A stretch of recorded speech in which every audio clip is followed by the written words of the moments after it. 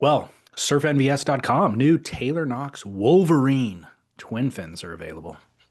I'm glad you brought that up. Actually, I've got this new forefin that I'm riding. It's the V2 Flex Tail Phaser from Outer Island Surfboards. I've been talking about this board and I've been surfing it. And I put the big Taylor Knox fins in the twin fins. Mhm. And I don't have small enough back fins for it. The back fins, there's a lot of fin, is what I'm getting at on this tail. And so I called Leif and I said, "Hey, what's the smallest quad set you have for the rears?" And he's sending me some of those. So I'm going to try those with the Taylor Knox, those Arc twins. Of course, we're now talking about the Wolf twin. Um, can you differentiate the two? I've never ridden the Wolverine ones. I think they just released them, so I can't personally. But we did, Wolverine, Wolverine. I said wolf. yeah. Wolverine. Thank you. Well, there was a comment on our YouTube channel from last week that said um, one of the electric acid surfboard tests with Rostovich's strength was the fin exploration. So, unlocking each surfboard's potential, fewer boards and more sessions lead to more epiphanies. Picking a favorite becomes harder and more exciting. And I don't know if Michael February will do that more in future episodes, but I think that point is still salient is that forget about more boards, fewer boards, more fins. Totally agree. I've been toying around with fins and I when that episode came out, I reached out to Vince over at Futures and I'm like, "Hey, I want some of these fins. These fins look exciting." There's something about the conviction in Rasta's voice and the combination of him and Vince talking about the fins and explaining how what Rasta was looking for and hey, actually I want the reverse of what you sent me and they changed everything up and so changing out fins, you and I have just, we've beat this like a dead horse. Is that okay to say? I wonder. But um, but Who's yeah, beating look, dead horses in the first place? What the heck? I mean, um, look, new fins, change your Yeah. fins. I'm changing my fins, right? I've been changing my fins and I'm noticing it. And in fact, I noticed that I need smaller fins if I'm going to ride these big twins. And maybe I need to change out the big twins. Who knows? Maybe I just need a really small quad set, but we're going to find out because I'm changing the fins. And that's what all surfers should do, regardless of which you're riding. Of course, you and I are big fans of NVS and they're fans of our show and they take care of us. But change your fins no matter what. Well, surfboards are not bulletproof. You only get so many sessions out of them, but these fins that NVS makes, these Apex series actually have a lifetime guarantee. So, and they're much less expensive than a surfboard. So the idea is invest money in a surfboard, ride it for, have it in your quiver for a very long time, but maximize, you don't need a bunch of different surfboards. You need a bunch of different sets of fins, basically. And then you can get a bunch of different expressions out of that surfboard.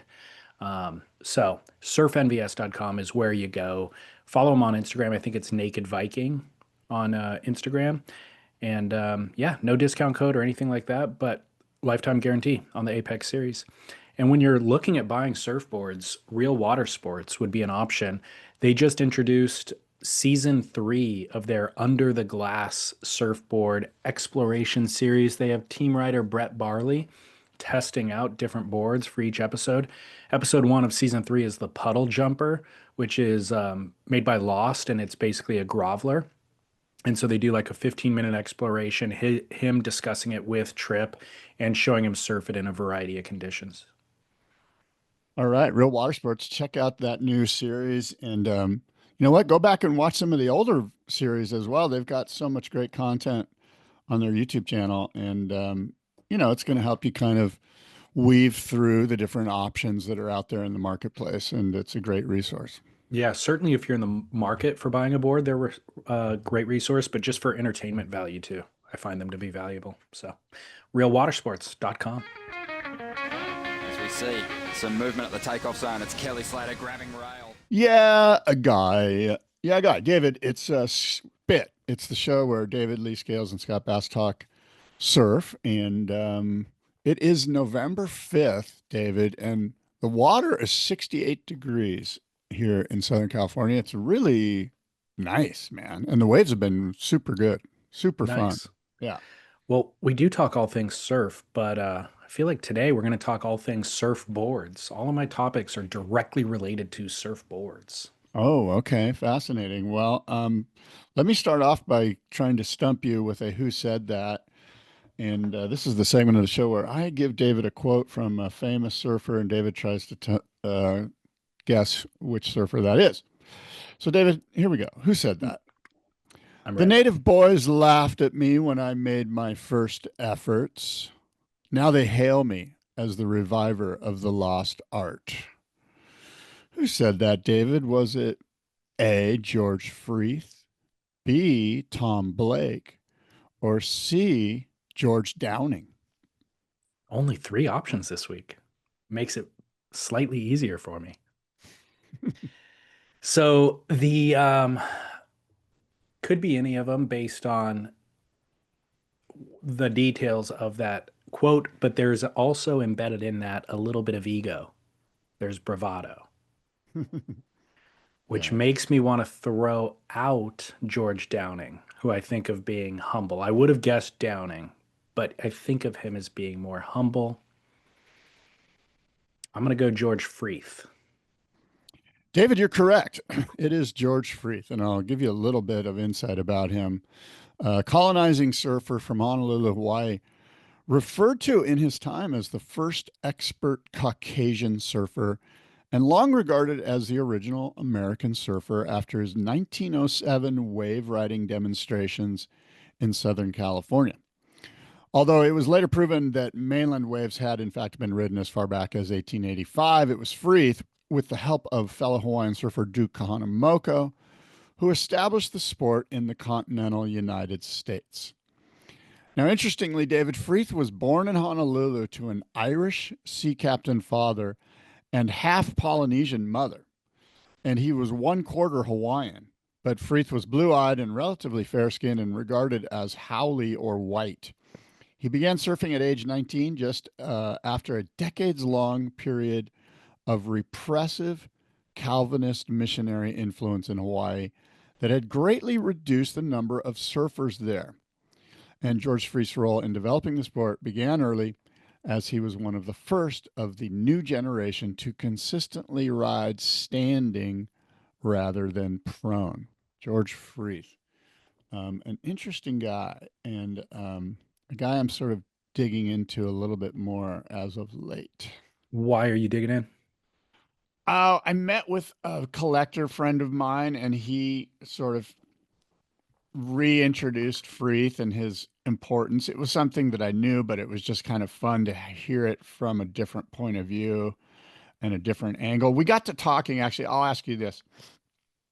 So, my friend who's a collector and has one of Freeth's boards, actually, um, he there's this idea that the Calvinists suppressed surfing to the native Hawaiians, and that in fact Freeth you revived it. There's this term, the revival era, like which points to that moment when Jack London and even before that Mark Twain and these sort of pop culture writers and authors and people of influence in popular culture at the time gave light and excavated how cool this thing known as surfing is in the Hawaiian Islands, and that kind of reinvigorated surfing.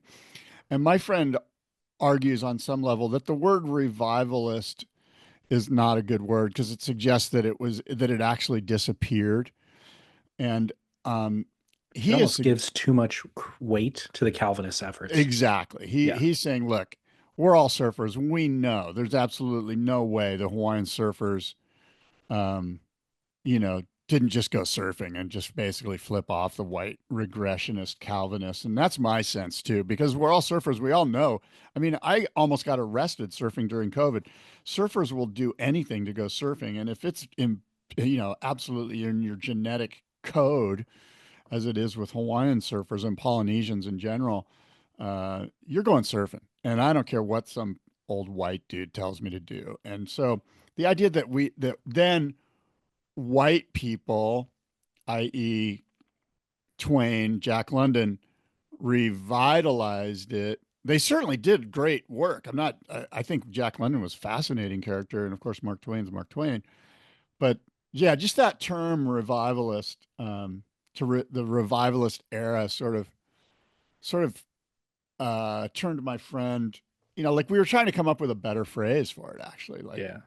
but anyway, that's the crazy conversation we had. Has there been a definitive biography written on Freeth? Good question. I mean, Um, when I Googled it while you were talking, I came up with Surf and Rescue, George Freeth and the Birth of California Beach Culture by Patrick Moser. Um, but I don't know if that's the definitive one or not, or where you would even glean information on Freeth because, you know, that sounds it, like a place to start. yeah. Okay. Well, he I'd did like to so know much. more. I mean, all the things that modern lifeguards know, like the cross chest carry, the swimming up underneath a guy that needs rescued. Don't face him face on because he'll glom onto you and try to drown you. You go up behind him. Yeah. He even did stuff like, he would suggest, hey, go up and punch him if you have to, or pull him in by the hair, like whatever it takes, but don't put yourself in jeopardy. Make sure that they know who's in charge when you're making. And of course, he made these incredible rescues, and I believe, but I would need to do some research that he won some sort of Medal of Valor here in California for saving a bunch of Japanese fishermen at one point, and That now rings a bell. yeah, Yeah. So he's fascinating. Yeah. incredible. Well, I mean, look, the era, this ties directly to Eddie Aikau and so many other legends, like the era of being a waterman and not just surfing, but having all these other water disciplines and even professions as a lifeguard and stuff like that, I think is really, really fascinating and breeded a lot more interesting surfers than if your sole pursuit is doing the best surfing you can do.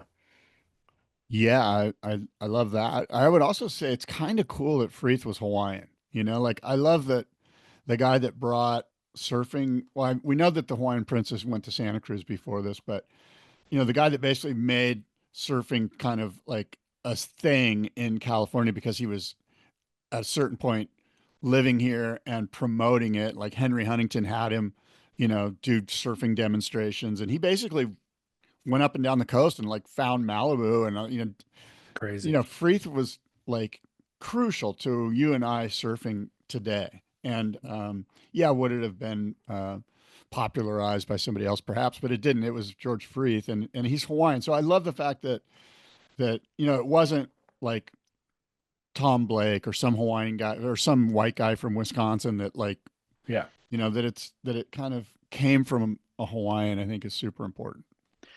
Look, man, as we get into autumn and the winter season, Hawaii will be obviously more and more news topic every week in this show, Yeah. but rightfully so. I agree with you. It's like it's Mecca for a reason. And certainly in the 60s and 70s, uh, so much of surfboard design influence was coming directly from Hawaii, and the innovations being made because those waves required it. But now I think it has become a lot more fractured, and there's pockets of design evolution happening all around the world. And then, pro surfers that come out and do crazy airs on small waves, and that gains a lot of attention. And it almost shifts focus away from Hawaii until the wintertime when we're all reminded.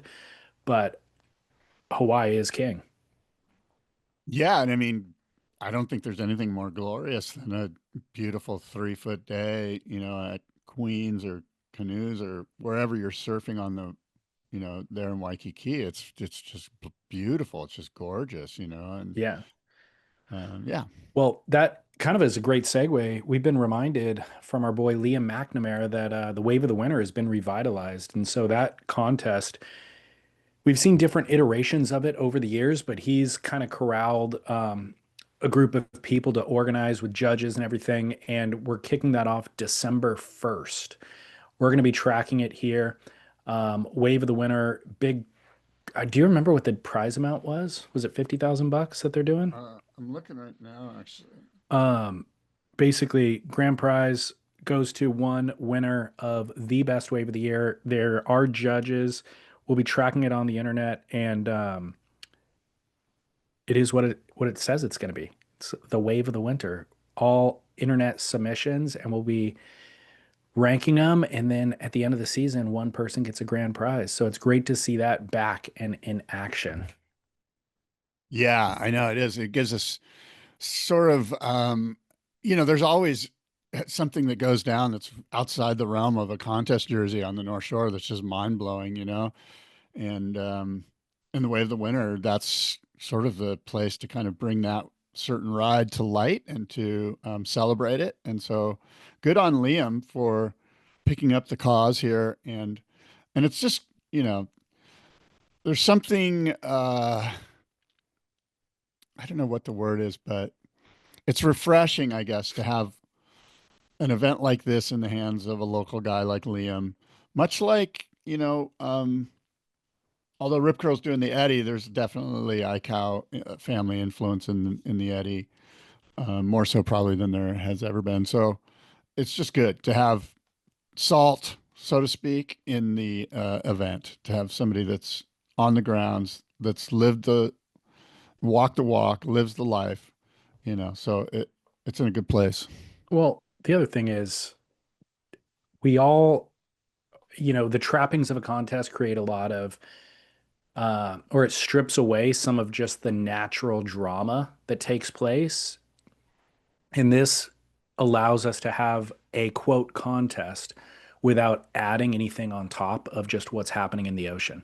So this is really just surveying, as we always do, what's going on the North Shore in the wintertime. And we're always, even when there's no contest, us as surf fans are trying to track who's doing the best surfing on the North Shore, and also who's the best at pipe, who's the best at sunset, who's the best at Haleiwa, and then is there somebody who's the best at all of them? Because that would be incredible. And this is almost a way to do that, but acknowledge it kind of globally, and then give somebody a cash prize at the end of it. So I think in addition, they are going to be doing live broadcasts. They have a streaming platform called Rogue TV. So Yeah. I think during the like main swell events, they will be streaming in real time what's happening at a given break, and then even doing commentary on top of it. I've watched some of these actually at Pipeline in the past, in the last winter or two on YouTube. Might as well go follow Rogue TV on YouTube right now and just Yeah. subscribe. So when they do this, you'll Exactly. get a notification.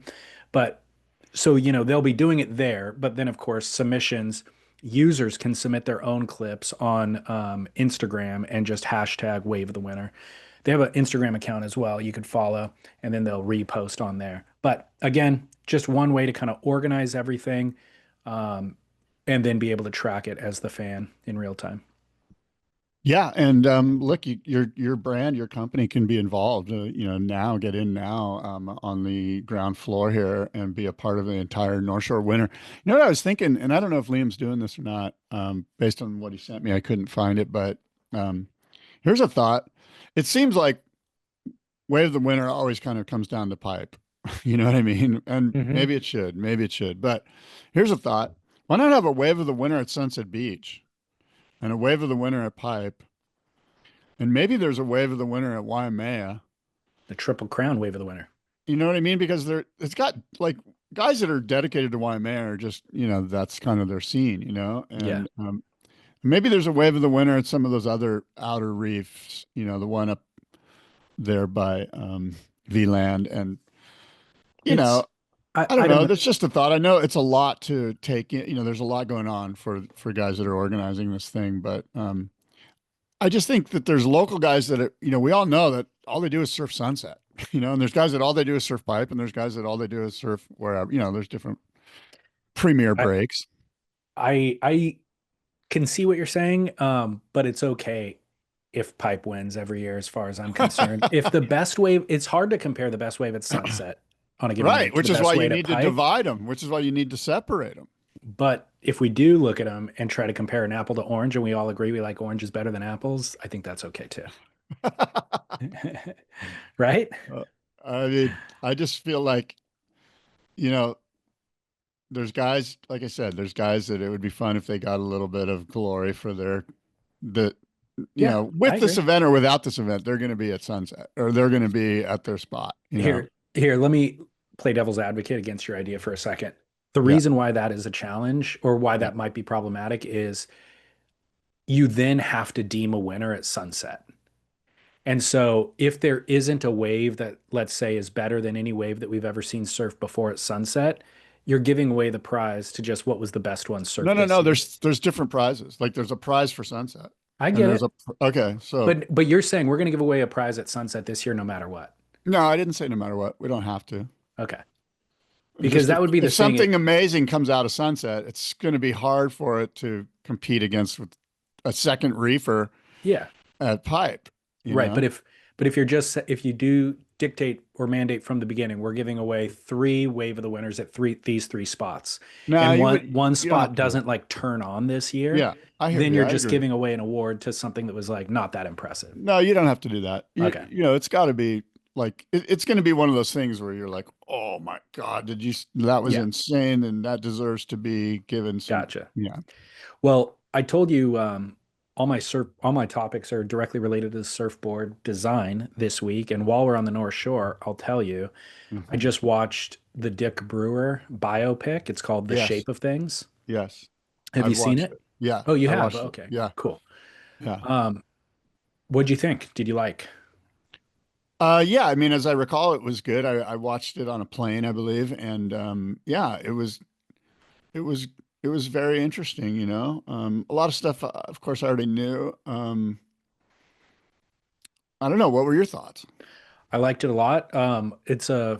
Dick is obviously a figure we all have heard of, we've talked about, but I don't think that everybody fully understands and appreciates his innovations along the way, like massive innovations.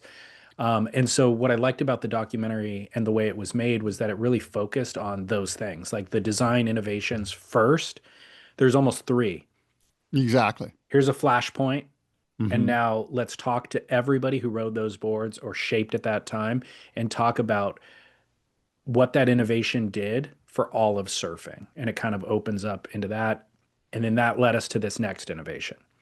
And then talk to those people again. And among the people interviewed, uh, Brewer himself, Laird Hamilton, Jeff Hackman, Fred Hemmings, Joey Cabell, Jericho Poplar, Jock Sutherland, Randy Rarick, Reno, Bob McTavish, Al Merrick, Alan Sarlo.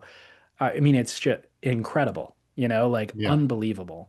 And it seems like this documentary might have been in production for 10 years or something because some of these interviews, these people look young, or younger. Yeah. And it's great to see. So, anyways, the kind of first plot point as it relates to design is just the understanding that so much of surfboard design up until he came along was based on the Simmons hull design, where you have all this belly and the board sits in the water, basically. And so Brewer kind of pulling from aerodynamics and the airplane wing and applying concave on the bottom and allowing the board to sit above the water was revolutionary, you know? Yeah. And it's really that simple. And of course, then there becomes like changes in the rails and changes in other elements, the outline and the length of the board and all these other things. But it really was all about Simmons hull design versus this kind of modernized concave design. Um, and so I think that puts a lot of things into context. Yeah, it's pretty interesting. Bob Shepard was a guy who basically kind of mentored Brewer. And Bob Shepard's a guy who, if you throw Bob Shepard's name around, not that you would throw it around, but not my point is not many people know who he is. In fact, Yeah. you can count me among those. Yeah. I know that he was influential. Rarick often talks about him. There's not a lot about Bob Shepard. That's a story that could be excavated because this is a guy who Brewer just went, that's the guy who taught me how to do it. At least those early surfboards, Hawaii boards from say 59, 60, 61, 62, 63, that era of the Buzzy Trent sort of big gun. Yeah. Bob Shepard, who was this guy? But you're right. Yeah. The movie does kind of break it down. It's kind of that surfboards Hawaii era. Then it's the minigun era. And then it's, oh my God, this guy was on the cutting edge of tow boards. I Yep. mean, Brewer was at these 3 points where it's like totally new groundbreaking way of riding waves. And that's really I think if you were to like cement his legacy, it's that he was the guy at these three super important moments on the timeline. Well, you mentioned Surfboards Hawaii. That was his original label in Hawaii. There was then a shipping, I guess, embargo or something where they couldn't get product to Hawaii. And so he went back to California. And during that time in California, he then goes and works for Hobie, Harbor, Bing.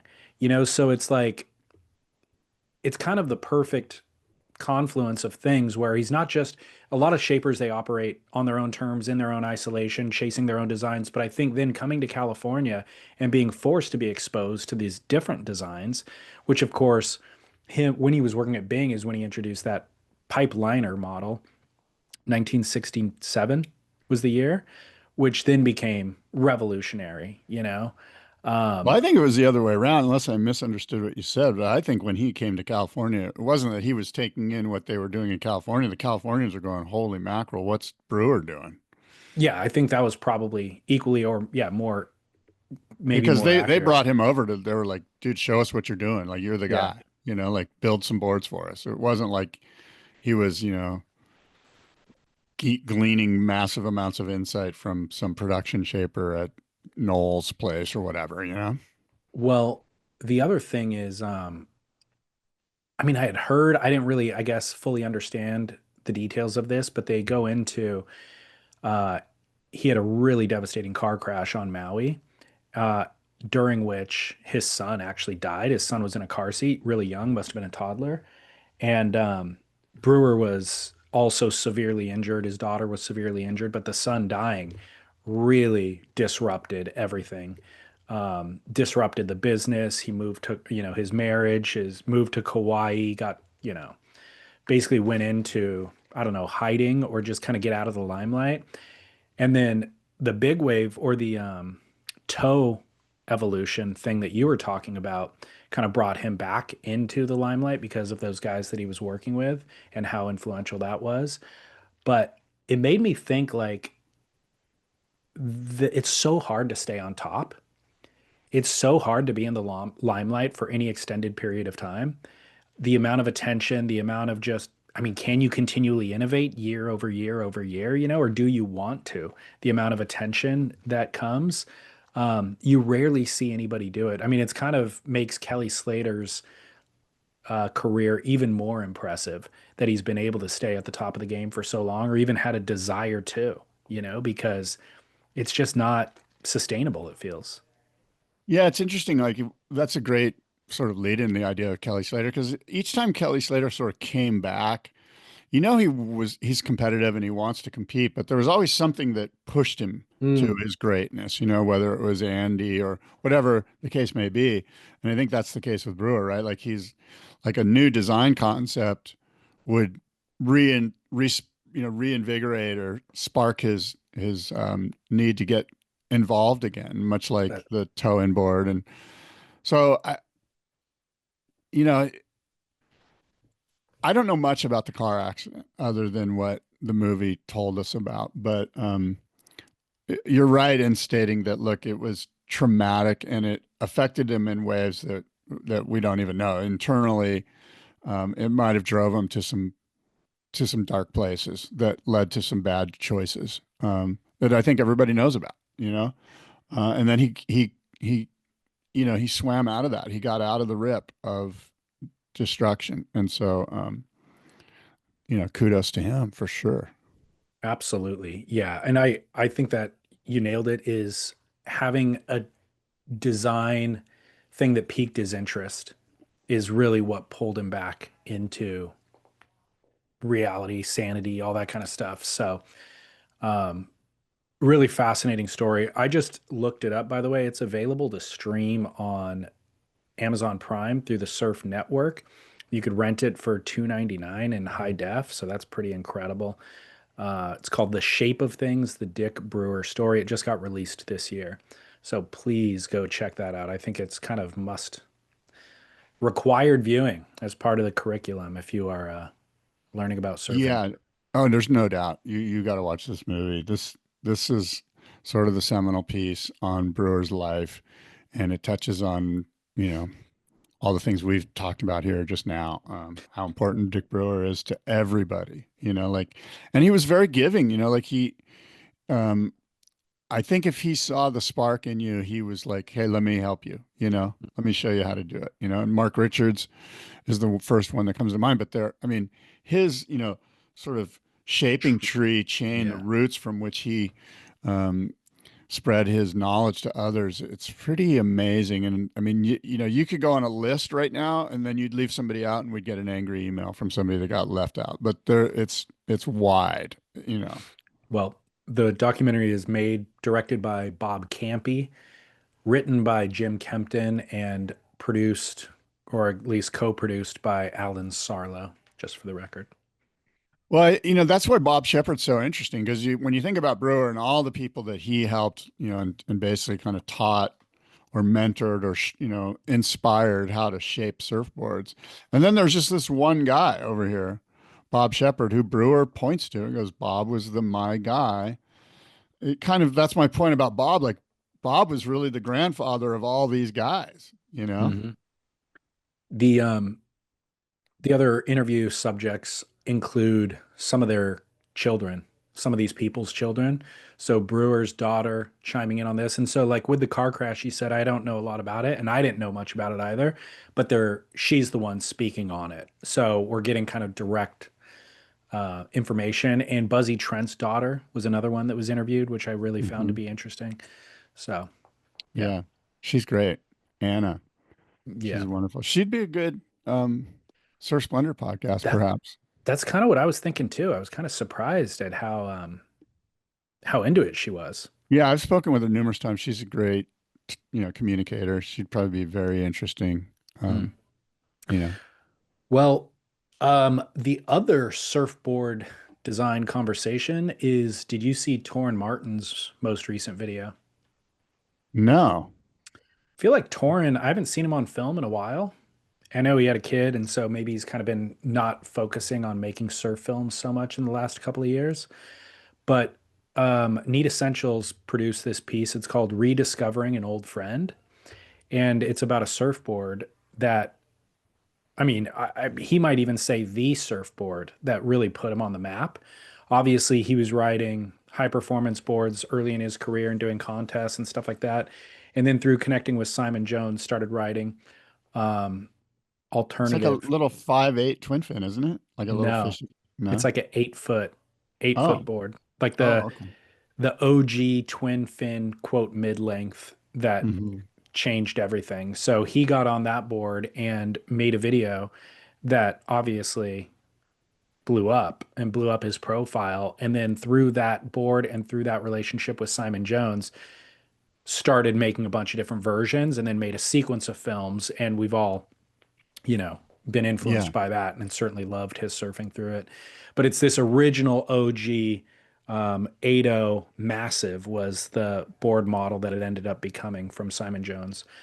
And it's a twin fin channel bottom, and he had lost track of it, let people borrow it, and it just kind of went away for 10 years. He hadn't seen the board in 10 years, and I think the video that they originally put out might even be 15 years old now, which is hard for me to wrap my brain around. Yeah. The Grecian formula is working, my friend. Yeah. Oh, well, so Your hair's nice and brown. exactly. Well, the camera doesn't pick up the gray is what it is.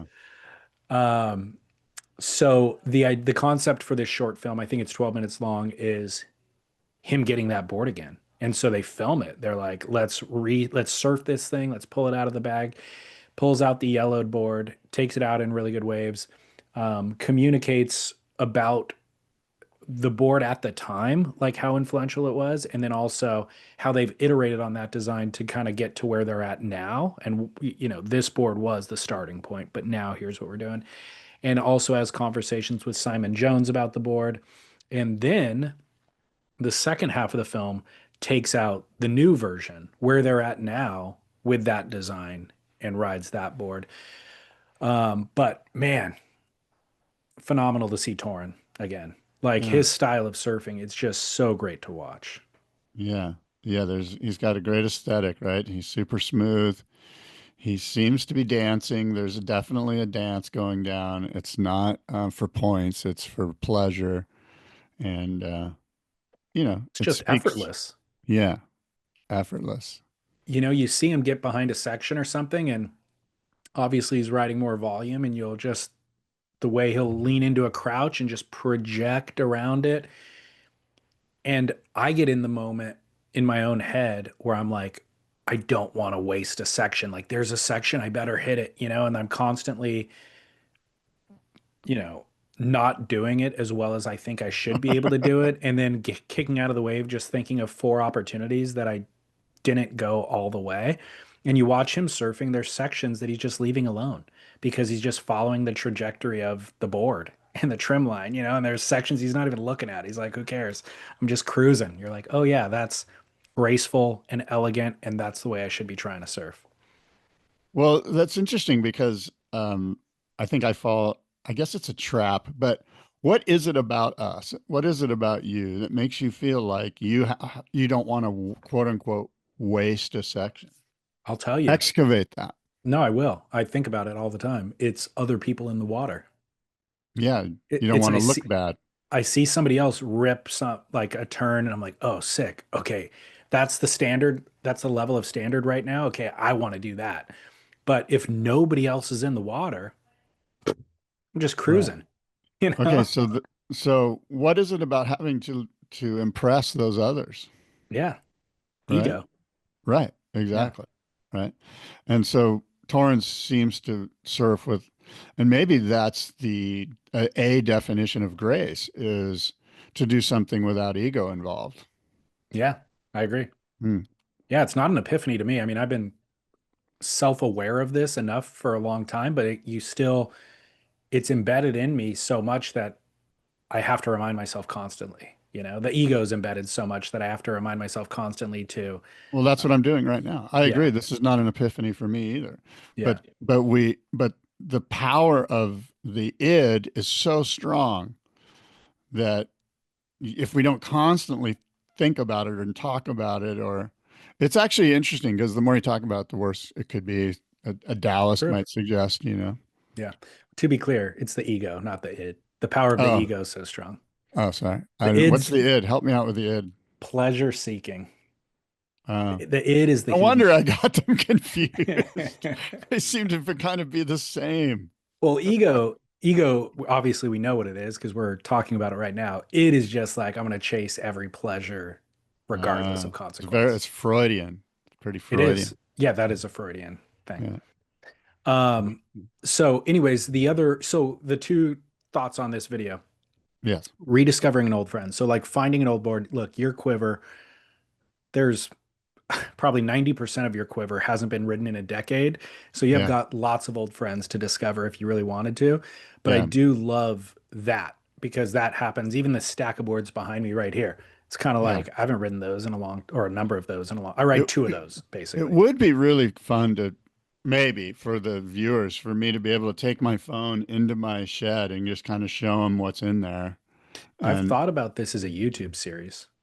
it's yeah, like let's show us your shed or something like that. We'd never, I mean, if we just did three an episode, we'd have 5 years worth of content. How hard would it be? Yeah. I mean, I've got the Look, if phone right here. it wouldn't be that hard to do a poor version of it, but it'd be really Yeah. cool to do a really good version of it. Yeah. I've got some interesting stuff back there. And believe me, there's been times when I'm like, oh, I forgot I even had this because a lot of stuff's in bags. Yeah, exactly. So I'm like, oh shit, that's right. But man, if you took that board out and rewrote it, it would be so fascinating for you Yeah. to go through that and stimulate all this memory and nostalgia. Yeah. I've got some boards that I would love to do that with. Well, the other detail here, not to spoil the film, but he ends up breaking the old board and it breaks kind of right in the center. And he brings it in and he's like, "Oh, this is fixable." He goes, "Some of the best boards I've ever had have been fixed from broken boards." And I was like, "Really? Is that true? I've never ever once been able to fix a board like that." And I mean, I've maybe done it once or twice, wrote it and thought this thing's a dud now, never doing this again. And him saying that, I thought, am I missing something? Can you fix a broken board and bring it back to glory? That's a great question. I mean, I think everybody would say no. Like Okay. the gut feeling is no. You've lost a lot of the magic, which is the flex, the natural flex of the stringer and of the foam. But you know, that's the beauty of surfboards is that one man's trash is another man's treasure. So Okay. I didn't know if maybe he's on a different plane than I am and he just knows this and I don't know this. I think he is on a different plane than us, just for the record. But But this isn't like known information. no, I mean, Okay. generally speaking, I think if you're fixing a board, it's because you can't afford a new one. Or yeah, you're um You're environmentally chasing. minded. Yeah, you can do Like that, like which is him, cool. I've talked to him enough and Need Essentials founder Ryan Scanlon enough. Yeah, Those guys' philosophy is less is more. Ride one board, ride it for the next decade, and fix it yeah, along the way, kind of a thing. yeah. That's pretty. I kind of dig that. You know, Yeah, you know, it'd be I dig it cool for them. is if we could do like show us your shed, and then after I ride the board, we just give it away. We're like give it away to a listener, like I like just. can't imagine you doing that. I mean, yeah, great idea. You're gonna ride I that thing. would. You're like, I need one more session here. We shall see. That would be the conflict of the episode. Like, no, Scott's actually not giving the board away. Can we get some lawyers involved here? We'll be 10 No, episodes in, I and would you will not have absolutely do given the that. board No, away. no, I would absolutely do that. I'm telling you right now, I think it would be a good exercise for all involved to, to give away one or two of the boards in the shed. Great exercise. Phenomenal I think it would be exercise. fun. We'd have to get a filmer to That, film me on the board. yeah, that's the thing. That's not that hard. It's just pricey. Yeah, exactly. Who do we get? I mean, Anyway, there's we'll plenty figure of it out. people to get. Yeah. Yeah, there Okay. is. Great concept. Put it on the whiteboard. Okay. I love So this idea. Yeah. Stab Magazine also just released the new list of shapers for episode 2. Believe it or not, even though they released episode 1 of the electric acid surfboard test, they had Yeah. not released who the shapers were going to be in the following videos. Oh, I didn't So, know that. yeah, Where? Oh, here it is. Okay. This must have so showed up. episode 2 includes Daniel Thompson, Mm-hmm. Jalissa Vincent, Tom Mm-hmm. Murat, Ellis Erickson, and Bo Foster. Right. Any of those names jump out to you? Well, they all do. Um, Obviously, Daniel Thompson and Ellis Erickson are the ones that sort of familiar with via Daniel's a friend of mine, and Ellis Erickson, I check all his stuff on Instagram. Jalisa Vincent is very interesting. Yep, she's I've been tracking her Tom, stuff. She's making uh-huh. some great videos, surf films. So I've been tracking her for a bit. Um Bo Foster is actually somebody who I love. Like he was on track. He was a pro surfer for a fair bit Mm-hmm. and rode for Hurley back in the day, regular footer. He'd come through Southern California and shred lowers. And what I loved about him was his style. He just had a really, really cool style for riding a shortboard and then kind of got off of those traditional thrusters and started riding other boards which lent themselves to that style that he had and then really kind of got into shaping. So he's from New South Wales. I think he lives out like by Bells now, but he's been hand shaping boards for a while. I know he's working with Andrew Kidman. Last time I talked to Kidman, he was telling me about Bo. So I'm super curious to see what he's been up to and the designs that he's been up to since. Well, I'm looking at these boards now, and let me see where's Bo's. What's Bo got going here? And Ellis, by the way, I've had on the podcast a couple of times. His super interesting stuff. He's wire cutting his own EPS. He's getting blocks of EPS. He's doing a lot of EPS foam, stringerless, small, 4 fins. The fins that he's using are totally different design than anything that's conventional that you and I see. So he's definitely out on his own kind of fringe of exploration and experimentation. He's doing a lot of edge boards, doing real short stuff. The light kite is the model I think that I've been the most interested in from him, and it actually looks kind of similar to what they have a photo of Michael February with. So, Well, it's really quite interesting as you talk and I look at these images. And one thing that I've noticed is what we started the show off with is fins.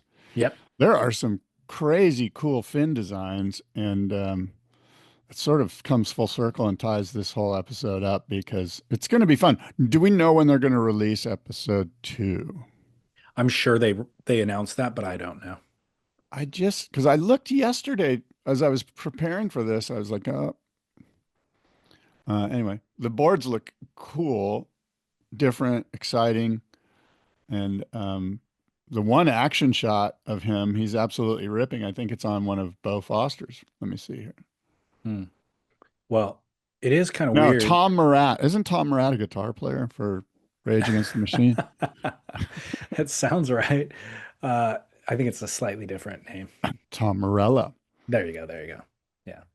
All right. Well, look, these boards are cool, and the fin setups are all different and unique, and looks like fun. Fun Yeah. surfing. Super cool. Now, another surfboard design follow-up conversation, actually. Remember we were talking about um, surfers on the world tour, championship level surfers riding their own shapes. Yes. And you were like, who's the last one to do it? And I threw out a couple of longboarders like Kai Solis won a longboard title riding his own shape, but then we're back to shortboard. Who on the shortboard tour? Do you remember the last name that we thought of? I thought it was Richie Collins. Richie Collins was the one that you mentioned. That's right. Somebody else chimed in. Glendon Ringrose. Wow. When was that? Was that post Richie Collins? That feels like it was before Richie Collins. 2000 was the last event that he surfed, and it was the Pipe Masters that Rob Machado won. And he was on his own stuff, the Glendon Ringrose gun. Glendon Ringrose. Do we have video of it? No, I don't. I'm sure there's some heats out there. Um, well, uh, Is he a Kiwi? he's Australian. Oh, But interestingly, this goes back to the waterman conversation from earlier, is that apparently he's been working um, water rescue for the WSL whenever the event comes through Australia. oh, good. So Yeah. he's still shaping boards. Islandsurfboards.com.au is where you could find him. But He yeah, would be a great, I mean, I don't know him, but talk about an interesting East surfer, a former CT surfer who also shapes. I don't know what, I imagine he's probably got a lot of high performance tri fins in his bag, but yeah, that's like a wild card, that kind of yeah, thought. You know, there's so many guys that rip. At this point, it's almost like find a good communicator more than uh, anything else. absolutely. Yeah. I mean, that's equally as important, anyways. So Yeah. shout out to Glendon Ringrose. I Haven't thought even you were heard going to that say name in a long time. I thought you were going to say Steven Sawyer, who's Oh, making his yeah. own boards. He's on the World Longboard thing. They're actually running the World Championships, the finals day. It was supposed to be today, but they've pulled it off until they're going to give another spot check tomorrow. But it's one of those one day events, like a finals day that we're used to seeing, where there's only what 5 or 6 or 7 competitors in each men's and women's division, and the number one seed doesn't have to surf until the final heat. And if he wins the first heat of the final heat, he's the world champion. And that number one seed is your buddy, Edward Del Perro, the Screamer. The Screamer.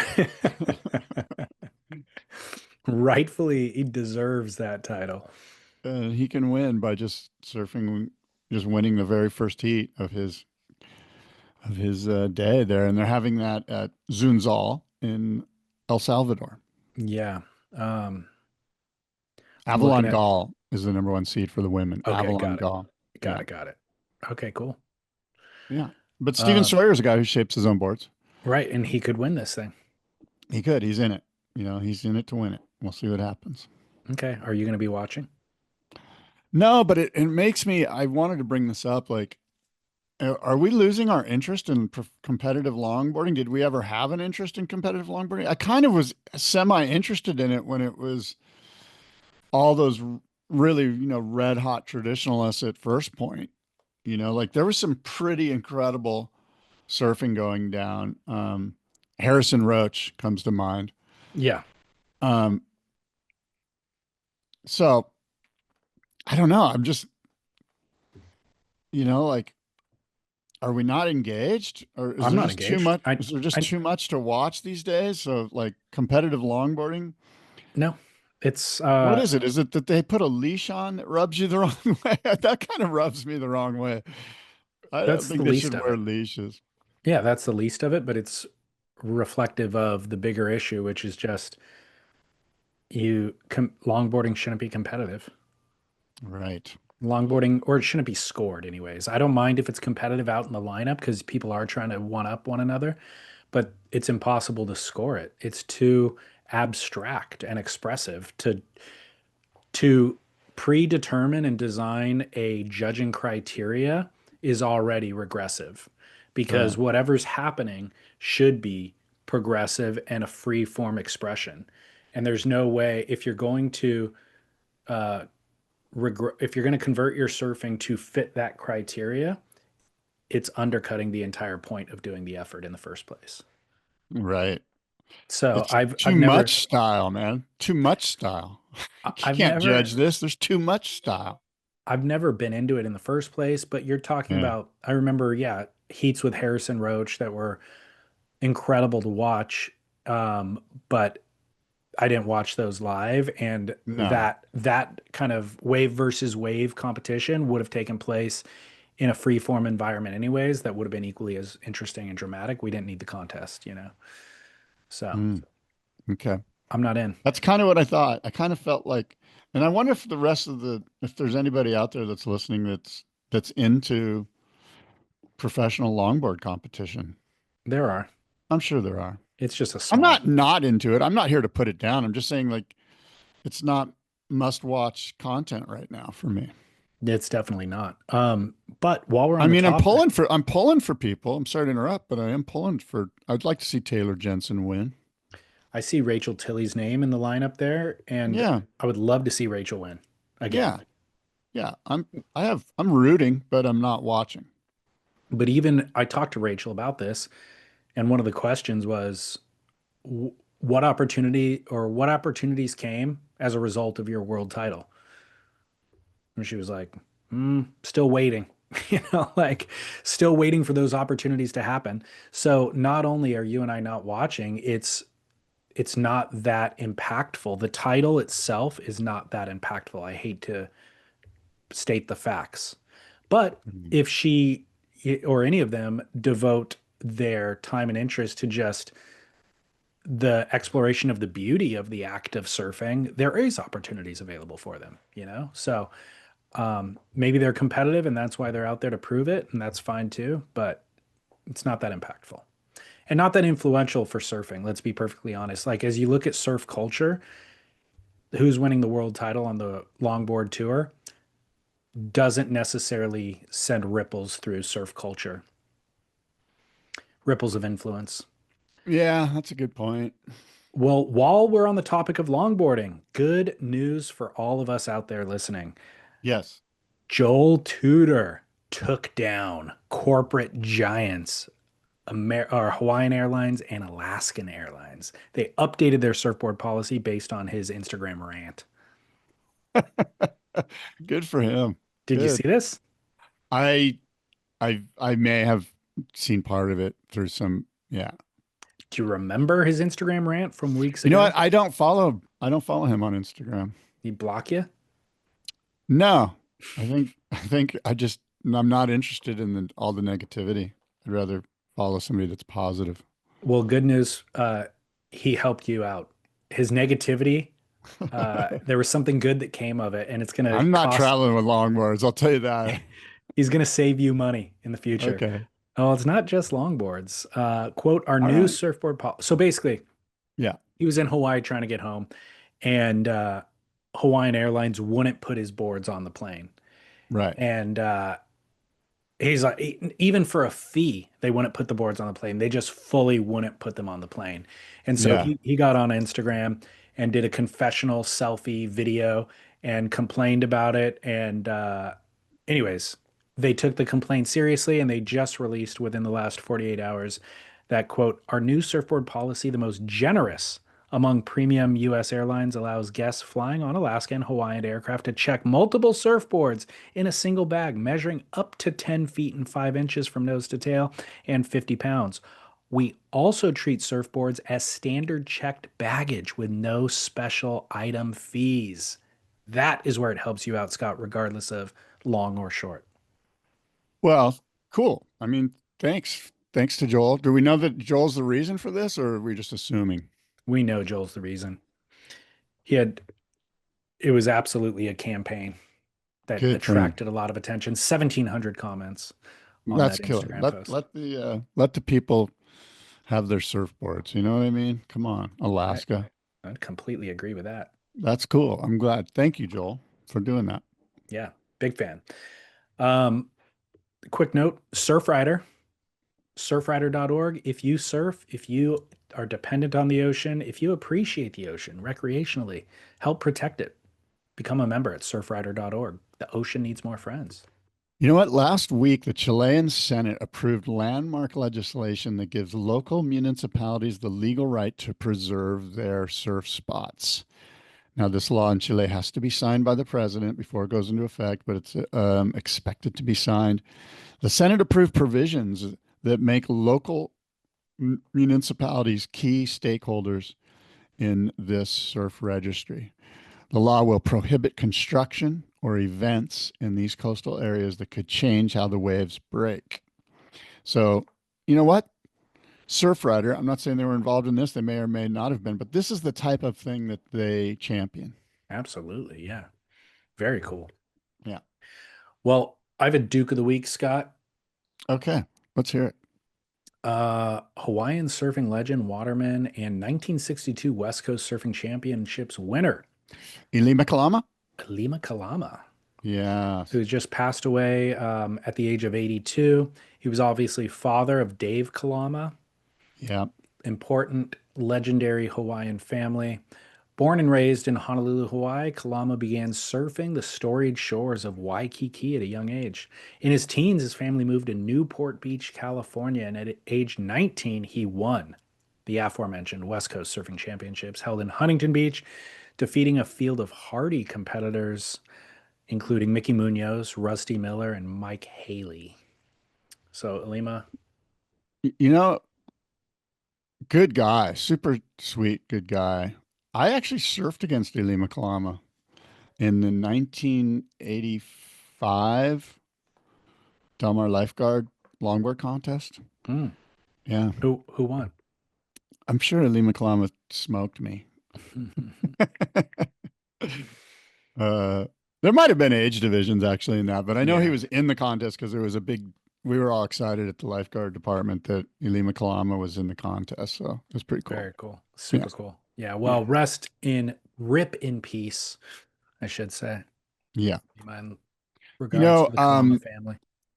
sadly, a couple of days ago marks the 15th anniversary of Andy Irons passing away, November 2nd, 2010, and here we are, November 5th, 2025. It was 15 years ago, and Stab put out a basically saying, "Hey, look, I think there's a movie called Andy and the Young Radicals, Andy Irons and the Young Radicals, and they've given all of the Stab premier members premium memberships that I and you and I have access to that movie, and Yeah, it's kind of fun to revisit it. I didn't rewatch it, but I watched it at the time that it came out, and yeah, I thought it was fantastic. Yeah. So anyway, Yeah. um, Well, other news? No, I think that's it, David. Until next time. Wait, well, my you have a must see must-see moment. moment? Of course I do. Trees wax. Yeah, Yeah. treeswax.com. Of course, promo code SPIT, save 20% off. And by the way, get an online money back guarantee. It's the only petroleum-free surf wax. So that is why you should get it. And its Okay, good. performance works really good. It's the first time you've ever wagged your finger at me. You're just Mm. like, you're like, Austin, Scott, no, stop. It was effective too. It was. You pump the brakes instantly. Um, anyways, yeah, it's the Torren Martyn video, rediscovering an old friend. Look, we're rediscovering an old friend in Torren Martyn in this video because I feel like it's been far too long since I've seen him, and we see lots of stylish surfers like Michael February, but I watch Torren and I think that looks easy. I could do that, and I can't. But I watched Mikey February and I know I can't do that. But with Torren, there's something so familiar or aspirational about the way that he surfs that it's just Yeah. I want to see more of it. So, anyways, Yeah. check that out. I'll post a clip of it on Instagram as a reminder so you can see that and then you can find it on YouTube. Well, my must-see moment is from Jamie O'Brien's YouTube page, YouTube channel, and it's him opening day at Backdoor, and it's probably from about a week ago, and it's pretty mind-blowing. And I tell you what, Jamie does they do such a professional job I know. with their, you know, production. It's pretty good. It's very good. So It really is. tip of the cap to him, and he's my that Backdoor opening day backdoor content is my must-see moment presented by Trees Wax. Well, also, we were talking about Wave of the Winter before. Just a reminder, the Instagram, they set up an Instagram account to track everything. It's Wave of Duh Winter, DA, Wave of Duh Winter, and it's underscores in between each word. I'm sure if you just search Wave of the Winter, you could find it as well. But go ahead and follow that account if you want to track that. Again, opens up December 1st, goes through February. I'm doing that now. I'm There you searching go. for it. I'm going to download it. There you go. Yeah. Wave of Duh Winter. Okay. Okay. Well, look, we've said a lot. David, until next time, adios and aloha.